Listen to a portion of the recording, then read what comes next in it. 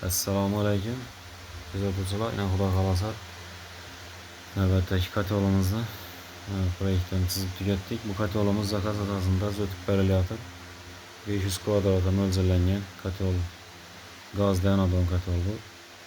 Ko'rishingiz mumkin. Xudo xolasa bu katalogimizni bittadan keyin video obzor etib tashlab beramiz. Bu katalogimizda 4 dona Z, 31 dona turbo bo'ladi, 25 turbolari. Bu kotel qo'yilajak yerni 150 kvadrat yer to'plab olgan. Xudo xolasa maksimal gazni ekonom etib beradi. Bundan banda ekonomik kotellarni almashamasangiz katellarni gazda dum ko'p pul to'lab chiqadi. Gazni kuba qimmatlab ketdi, ko'rishingiz mumkin. Tariflarimiz ham oshib ketdi.